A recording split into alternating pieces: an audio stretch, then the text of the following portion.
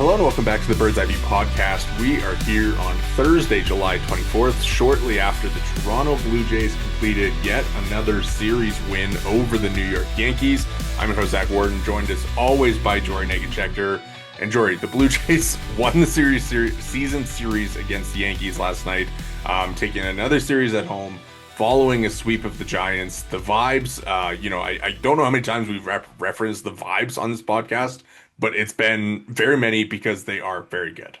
Yes, I don't know if I saw this coming, but once again, another series win over the Yankees. Vibes, as you said, immaculate, and a couple of very gritty wins, a couple of key wins. The Jays, they're looking more legit by the day.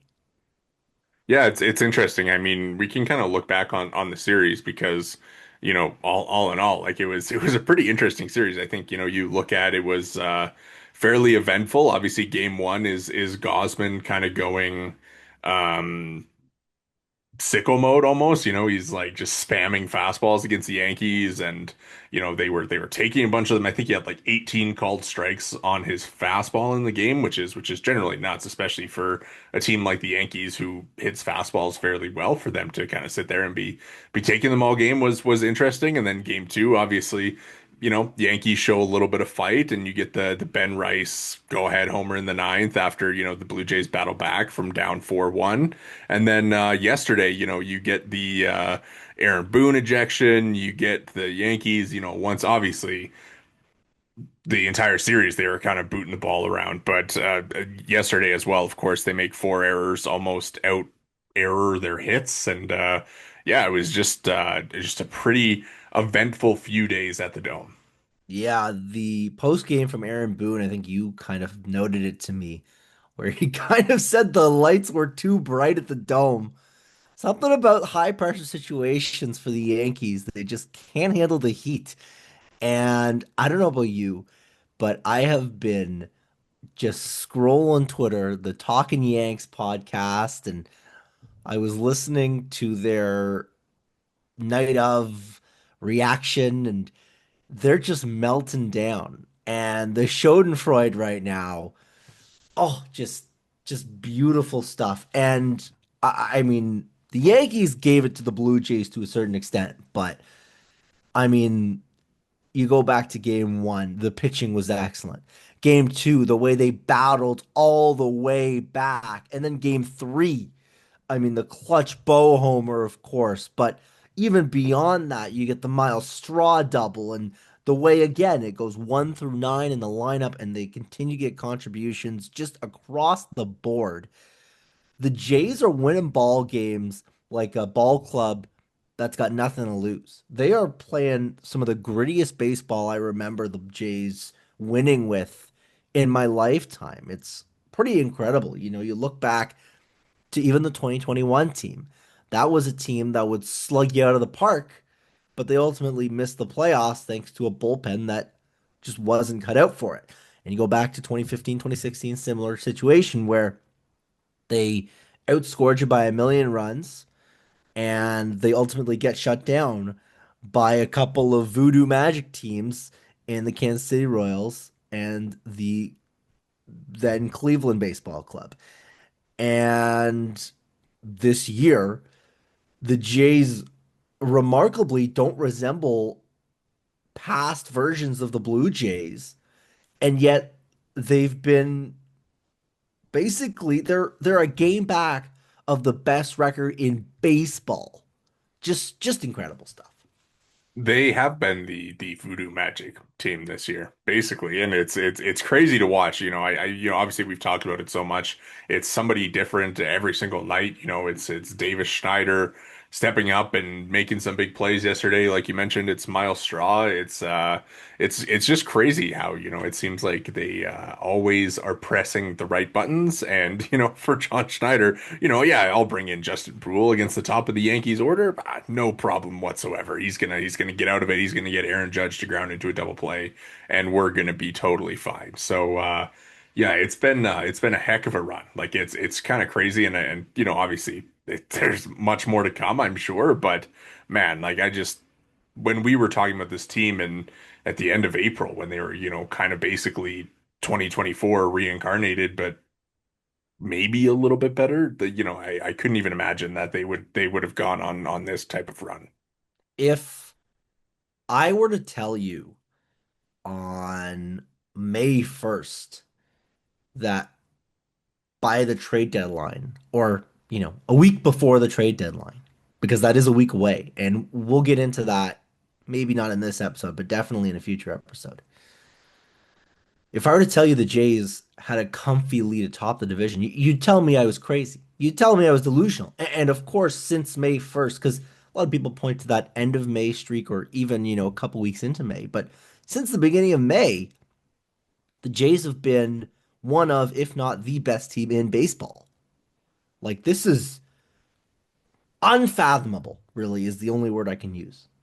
Yeah, it's kind of funny. I want to go back to the Aaron Boone thing that he said last night because where he says, they ask him like, oh, like what's with them being so bad defensively, and he's like, well, it's this building, and it's kind of funny because like obviously, everybody does see the Yankees as like this really poor defensive team, but like in a way he was kind of right because so they've played 7 games at Rogers Center this year, and they've made 11 errors in those 7 games. On the season, they've made 52 errors. That's So crazy. 11 of those have come out of the Rogers Center. And, I mean, errors, not the best stat, admittedly, to judge defense and stuff, but, the Jays have also made 52 errors this year. So, they're right there. And then you look at defensive runs saved. Like the Jays rank fifth in baseball with 36 defensive runs saved, and the Yankees rank sixth with 33. So like it's kind of funny that they have just fallen apart at the Rogers Center the way that they did this week, and of course during the 4 game sweep. And I think part of that equation, I don't want to get too much into stuff like intangibles and things of the sort. But you look at, Miles Straw hauling ass, 2 outs, busting it down the line, or Davis Schneider hustling around third and headed home and stuff of the sort. The Jays are forcing the Yankees to make plays. And I think that's probably part of it. If you can speed them up, if you can get them moving. The Yankees, as the numbers indicate, are comparable defensively to the Blue Jays, really. Defensive runs saved, they're right there. Again, error is not the best stat, but they're right there. I will throw in outs above average, Jays 14, Yankees -6. So, there are some numbers that do kind of reflect the difference in defensive ability. Which was probably a factor. But I also feel like outs above average is generally a better indicator for outfield defense than infield defense per se. I mean, it's all it's all weird. It's crazy that one defensive metric can have them both tied and the other one can have them a, Yeah. a 20 odd swing. But, you look at Jason Dominguez in the outfield booting the ball around. You look at Anthony Volpe making errors. Like there's something to this notion that if you can speed them up, if Yeah. you can make them feel the pressure, just like they did in the World Series, then things start to crumble. Yeah, I think like this series was a very much a microcosm of like the Blue Jays season to where they're great at battling and not striking out and putting pressure on the other team, and the Yankees just couldn't handle that. And I don't know exactly, I'm not watching the Yankees on a daily, right? I'm outside of when they're playing the Blue Jays. Like try and pay attention to other teams as much as possible. But it's crazy when you just kind of look at the overall numbers that it's like this Blue Jays team was able to put so much pressure on them, and you get results like you did this week, and of course the 4 game sweep as well. So the other thing, obviously, that we noted before is the Jays have the tiebreaker now. Yeah, Now, obviously, at this point, 4 game lead feels like a lot, but how huge is that as well? Yeah, I mean, it's funny when you kind of look at the playoff odds, right? Like now after this weekend, I think that it had kind of flipped during the All-Star break that the Yankees were, by the Fangraphs odds like the favorites to win the division, and now the Jays have a near 58% chance by Fangraphs, and the Yankees are down to 35%. So the series is just huge overall for their general hopes of winning the division. I think it really does kind of put you in the driver's seat. Obviously, you have the tiebreaker, and how often do tiebreakers really come into play? Like not all that often, but it's like the Blue Jays are a playoff team now, and they are, well, not now, but like they've kind of They're up they're at 90%. they're It would take a pretty yes. incredible turn of events, which wouldn't put it past Toronto sports, The but 5.8% of possibilities where the Blue Jays do not make it is it would make things the vibes would be pretty rough, I would could you, imagine. brother, We don't even have to talk about it. We don't even have to talk about it. But yeah, like you know, they're in position now to not only make the playoffs, which again, a couple months ago would have been a wild thing yeah. to stay, but they're in position to like win the division and get a first round bye because they are right there atop the American League. I think they passed the Tigers, who of course are struggling. And they have a chance as they go to Detroit this week to further separate themselves from Detroit and maybe even pass Houston, who obviously did have a big sweep themselves this week, but it's just wild to see that they're in this position. And by the way, chance they don't even get Tarek Skubal. Believe I saw that he's on paternity I leave. think he's still scheduled to start Saturday. Take all the time you need, Tarek. It's very important to spend time with your newborn, your newborn child. I just had a thought, and this is a little off topic, but you mentioned the odds like flipping. And I think back to like a couple years ago when the Orioles had that miracle kind of run where they won 100 games and no one saw that coming. Yeah. Is there a universe that John Schneider wins AL Manager of the Year? Yeah, I think so. I think they're in a good spot. I think AJ Hinch kind of is the leader in the clubhouse, right? Because the Tigers have been so good, and he kind of had that like love affair last year during their postseason run. And of course, sometimes these awards are given out retroactively, so people are probably like, oh, Hinch and those Tigers from last year, they just kept it rolling through the regular season.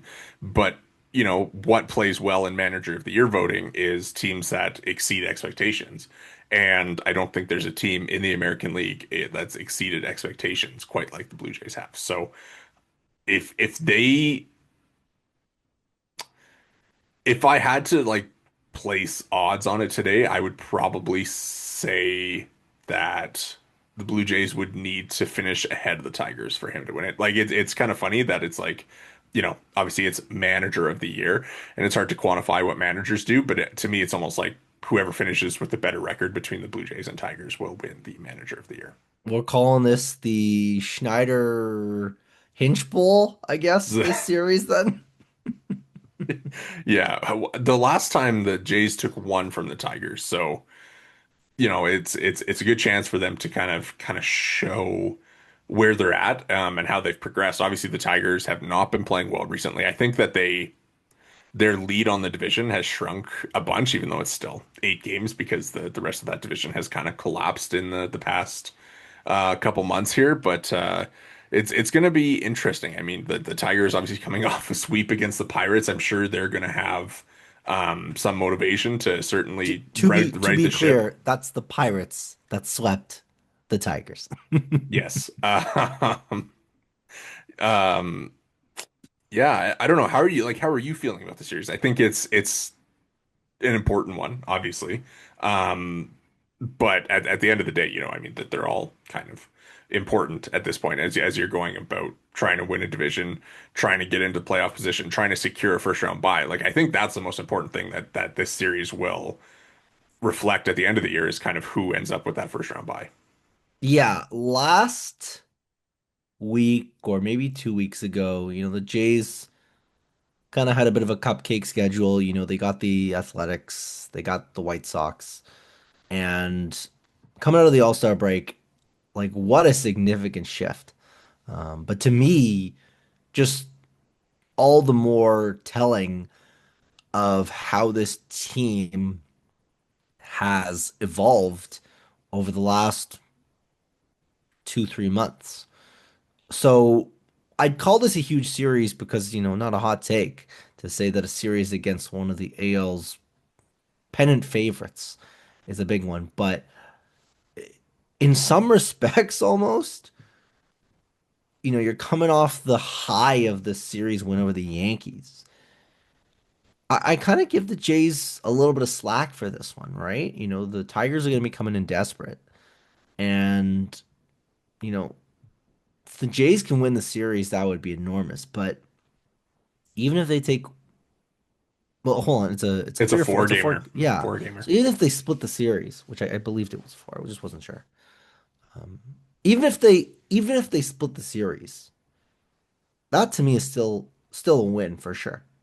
Yeah, no, 100%. And it's kind of what we talked about with the White Sox in the A's series, right? Like where them playing so well has given them the ability to like lose an extra game and not have it be the end of the world, right? Like earlier in the year where they were like trying to get back to 500 and battling it, battling, like they'd get back to 500 and then they would lose, or they would be one game away from 500 and then they would lose a couple. It felt like every loss was like piling on.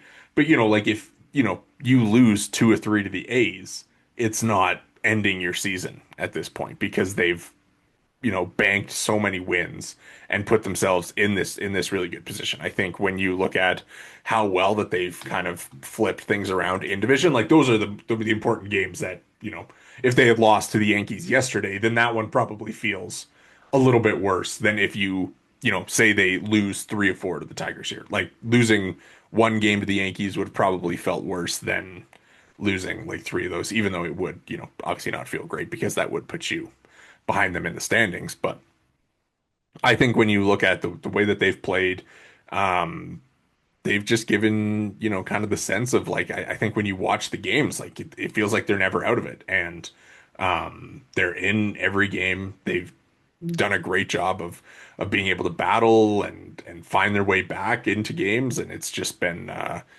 something that I feel like is pretty sustainable for them to be able to do. Obviously, we'll kind of see how it holds up against elite pitchers, but I also say that and they just won four of five games beating Robbie Ray, Logan Webb, Carlos Rodon, and Max Fried. So, um, you know, I think they're in a pretty good spot. Yeah, they've gotten their fair share of elite pitching, and they've more than shown that they're capable. I think just like you kind of said, just I think that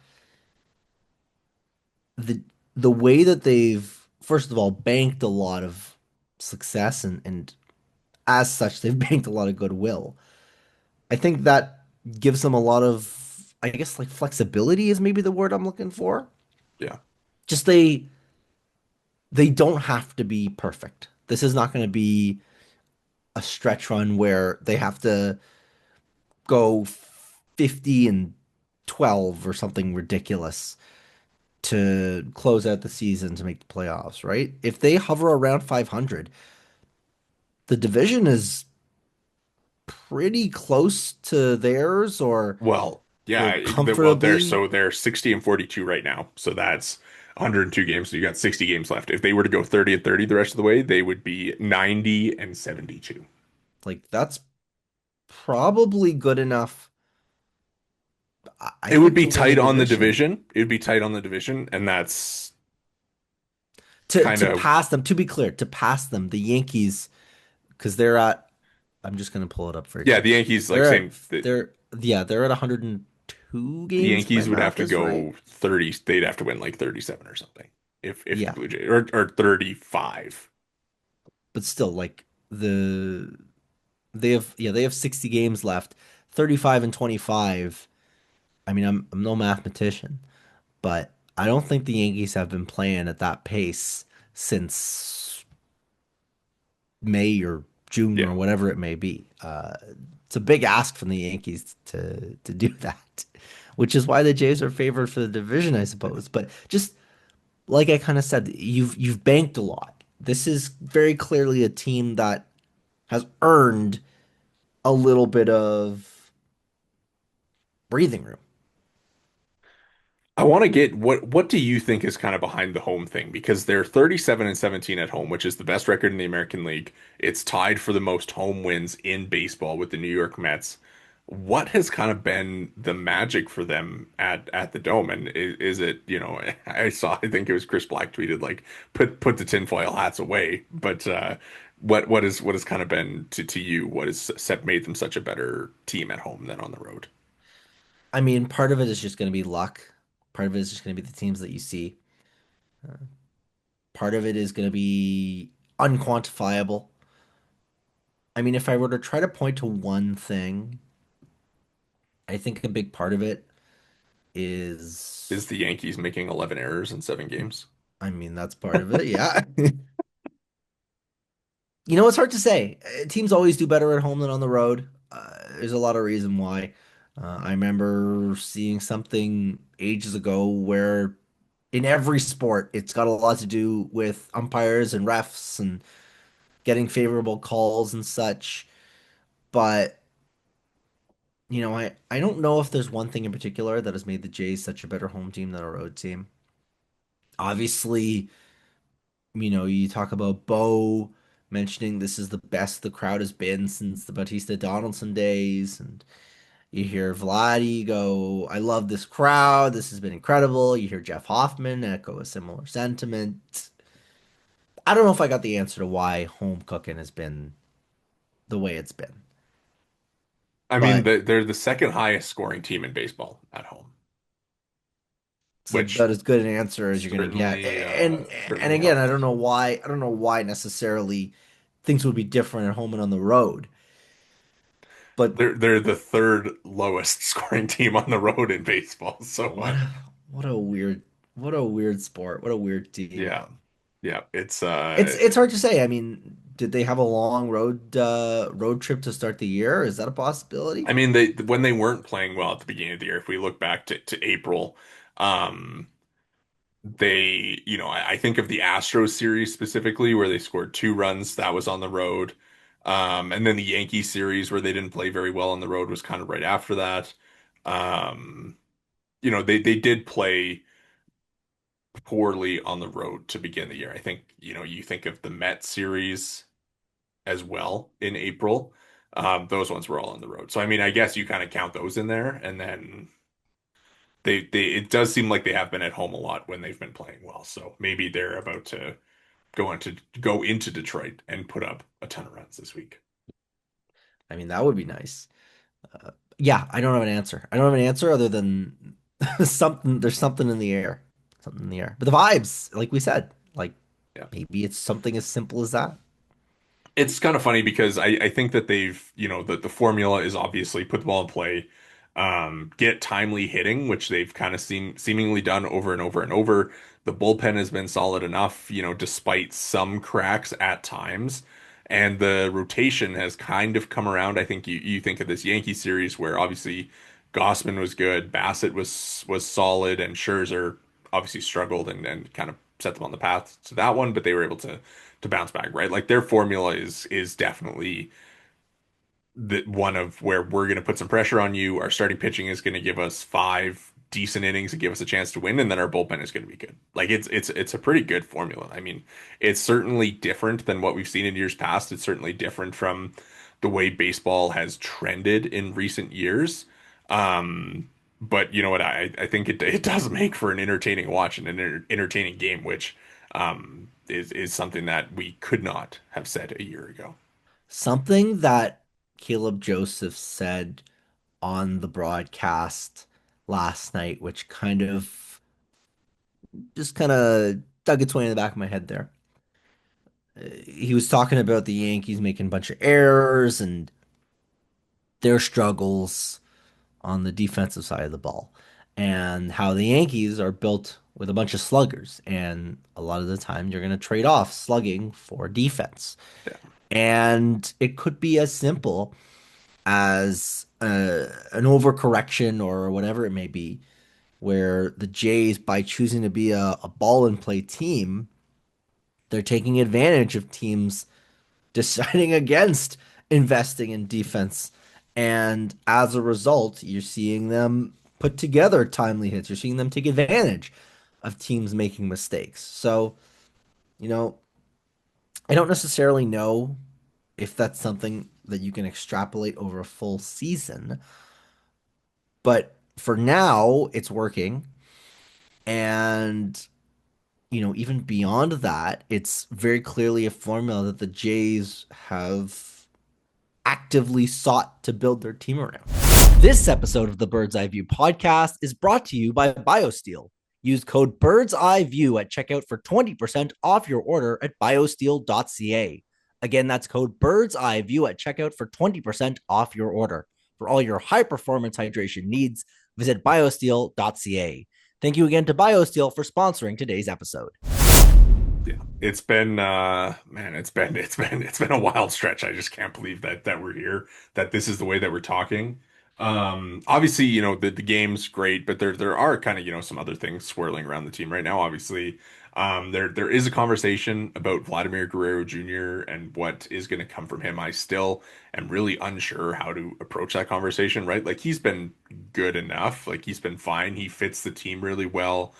He's putting the ball in play a ton. He's passing the baton. He's getting on base. And it's different from what we saw when he was, hitting like 350 to start last year, but with no power.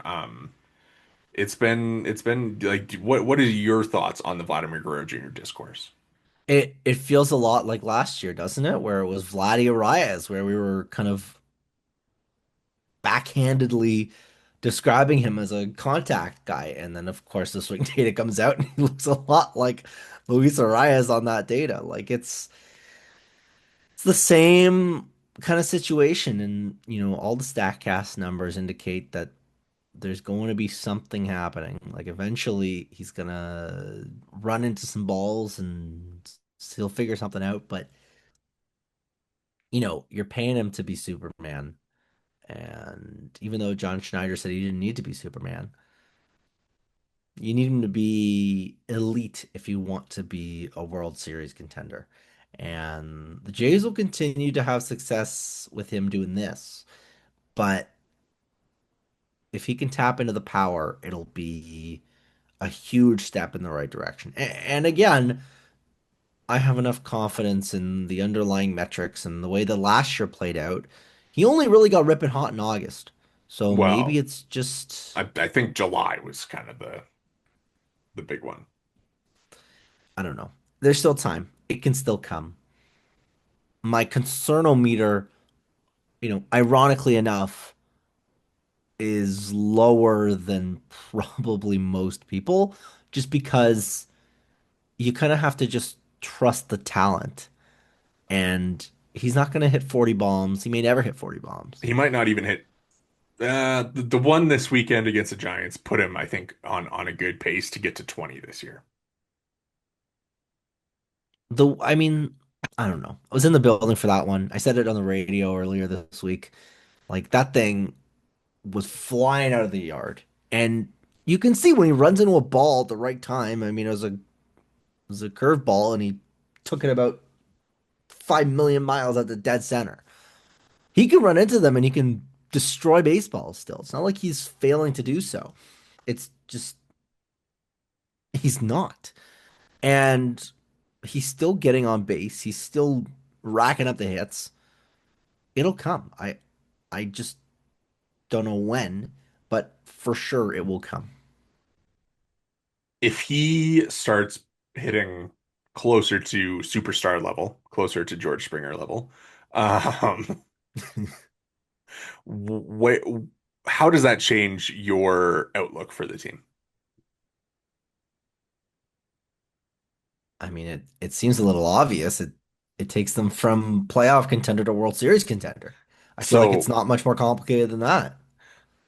yeah, I was listening to Jay's talk last night, and Jeff Blair, he was like, there isn't a team in the American League that I don't feel confident that they can beat. And he said, if the big boy gets going, there isn't a team in baseball I'm not confident they can't beat. So quite a statement, I would say, with the fact that if one he gets going a little bit, that you're talking about this team as like a World Series favorite rather than you know just a playoff contender, which is I mean, I think it's realistically true because you're going to need him to have some kind of moments, right, in the postseason if you do want to go deep and win some playoff games. Like it's yes, the depth and the grind is all great from the lineup, but as we've seen, year in and year out, you kind of do need your superstar to step up and have at least a couple moments during a run like that. Yeah, exactly that. And again, I don't know when it'll come, but as long as it comes before October 1st, then I think you're okay with it. From a trade deadline perspective, I mean, I was thinking about this the other day. Um, they are obviously in a great spot, as we've said multiple times on this podcast. But the more that I think about it, and the more that I think about the American League and where they stand in it, like maybe this is where you go out and you blow Minnesota's socks off for a Joe Ryan. Because, we're talking about Vladdy turning them into a World Series contender. I think if you go out and you get that number one bona fide ace, that it puts you in the same boat as a team that is, among the favorites to win the World Series if you're able to get a talent like that you can slot atop your rotation. Do you think the Jays could do that? Do you think the Jays are willing to do that? I just don't know if it's a Yeah. realistic scenario, but I see what Yeah. you're saying. It makes sense that if they, instead of being reactive and waiting for Vlad to break out, you go out there and you get your Vlad impact Yeah. either on the pitching side or elsewhere on the hitting side, and you don't have to worry about Vlad's ascension into the elite type of situation. I don't know exactly what that looks like. I'm not gonna lie. I'm not exactly thrilled with the idea of trading a Trey Savage, of trading an Arjun Nimala, because Jay's farm was so barren for a couple of years that I think that to move off of those guys and not to prospect hug, as the saying goes, flags are temporary, prospects fly forever, or something like that. Um, I'm not thrilled with the idea of dipping into the top 100 prospects. I mean, I guess for the right guy, I would. And for Joe Ryan, would think long and hard about it. But I don't know. I think it's a real conundrum. It is. It is a conundrum, and that's why they pay the front office the big bucks to make those types of decisions. But I do think that obviously they're in their roster is in a good spot right now, but it'll be it's funny because you look at the bullpen, obvious, like they need bullpen arms. Obviously Jimmy Garcia being down is a huge factor in that. We've talked so much about the rotation, but with Gausman pitching better and Bassett kind of, fitting pretty well into that picture, and Barrios has been pretty solid as well. And Eric Lauer, obviously, you kind of look at it and you're like, well, they don't necessarily have like a seamless spot open for a starting pitcher, right? Like nobody's coming in and immediately slotting into that five-man rotation and because you already have these guys. And the question is, if you acquire a Merrill Kelly or whatever, who are you sliding to the bullpen? Well, Eric Lauer has like a sub 2.7 ERA, so you don't want to slide him, and he's realistically the only one of that group that you could realistically, I think, slide to the bullpen because I don't think that any of the other guys, I don't think their stuff is playing up out of the bullpen in the way that you would want. And, a six-man rotation in August puts more of a stress on your bullpen, which has already been pretty stressed this season. So I think, the six-man rotation, like maybe in September it makes sense when rosters expand. But between August 1st and September 1st, I don't think that you want to be putting those extra innings on your bullpen by moving or by moving to a six-man rotation. This is a bit of a crazy hypothetical here, but is there a universe where Eric Lauer is part of a trade to Mm. fill in that spot where you kind of one for one, and you don't want to trade Eric Lauer. In fact, I would say it'd be a bad decision because you always need arms. I mean, I wouldn't do it, but is that part of the equation where he has to be out to have another guy come in? What's the answer there? I wish I could tell you. I wish I could tell you. Because like they do need to acquire a starter, right? Like there does need to be some sort of pitching depth acquired because you don't know what's going to happen between now and October 1st. And the five that they've got have been great, and obviously Max Scherzer seems to be kind of settled in health wise, which is a bonus for this team. And Eric Lauer, as great as he has been, was a guy who was pitching in Korea last year. So how much can you kind of continue to rely on him pitching well? I mean, I think you look at what he's done and you feel pretty confident in him being able to continue doing that. But of course, there is always the risk that there is going to be a blow up or something like that, right? So it's such a tough conversation because I don't think you can you go to Eric Lauer and be like, hey, we're going to move you to the bullpen when you've been throwing so well in the rotation, right? Like, and can you trade Eric Lauer? Like, what is Eric Lauer's trade value really? And then if you trade He's him and you get back, like, say, I don't know, X rental starting pitcher, say for argument's sake that they do Merrill Kelly, right? And Merrill Kelly comes in and he struggles, and then you're like, well, we're in a worse position than we were before. So, you know, it's just such a tough conversation. I don't know what the right answer is. I think the right answer is you go out and you get two top tier bullpen arms, a David Bednar, um, type, like guys like that who you're going to really rely on at the back of your bullpen. You maybe take a swing at a hitter because you don't know what's going on with Anthony Santander. Seems like it might be best for him just to be shut down if he's not going to be swinging again for a couple weeks, which takes him into August, which then, again, that ramp up, like, is he ready for September if he's swinging by August 1st? Like, it just seems a little rushed to me, especially when he has been down for so long and had struggled with that injury before. And there's a lot of moving parts for this 26 man roster, which has been pretty productive overall. 1 through 26. So I think the easy answer for their deadline is you're looking at the reliever options. You're maybe adding, well, you definitely want to add some starting depth at the bare minimum. If you can take that swing for the top of the rotation, like I said, I actually have kind of come around on the idea on swinging big to get that ace and maybe would be willing to part with some of the guys at the top of your system to do so. And then beyond that, I don't exactly know how that all filters in through this roster. a lot of permutations, a lot of questions to be answered. It's nice to not be the guy in the front office making that decision. I'll say that much. It's But also nice to not be, oh, who is Yusei who is gonna Kikuchi save this or season? who is Yusei Kikuchi going to be traded for? Oh, Who well, is that too. Danny Jansen going to be traded for? Who is Kevin Jimmy Kiermaier, Garcia. Jimmy Garcia? Yeah, it's it being in the buyer's chair is much more exciting, and it's much more exciting when the Blue Jays like have kind of pieces in the system that you can dream on, and I'm sure other teams are dreaming on a little bit. Mhm. Did you see that Dodgers scout? I believe. In Vancouver, I mean, do we think anything of it? I keep on trying to put together like a Dodgers Blue Jays potential trade, and I can't really do it. Like, who would the Dodgers be scouting in Vancouver right now that would, make sense for a trade? I could not begin to tell you.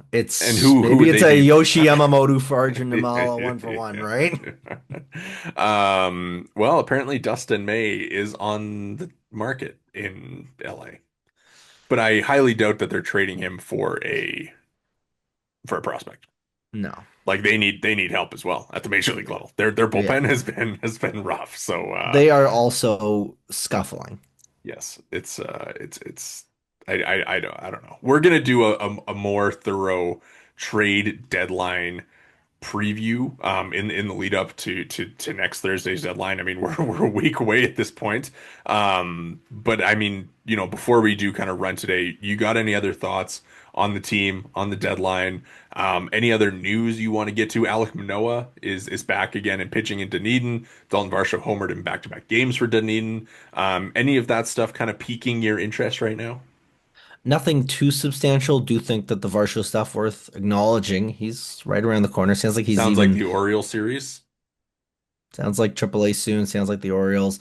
I don't know. Jays are gonna get a little boost there, and if they can out at the deadline, could be a couple nice additions. It's exciting. Seth Lugo. That's my thought right now. That's Locked your in on kind of Seth Lugo. They want controllable outfield help, and the Blue Jays have quite a bit of controllable outfield help. So that's maybe not the ace swing, but it's a guy that you can, I think, confidently give the ball to in a playoff game. I think so. Even though he's not my favorite, can Yeah, make it I work. mean, I think here's what I think. You can go out and get Seth Lugo, but go out and build your deadline around maybe another piece or two. yes, yeah. They have how many here? I'll get you to make a prediction here as we head out the door. How many trades do you think the Blue Jays make between today and the deadline?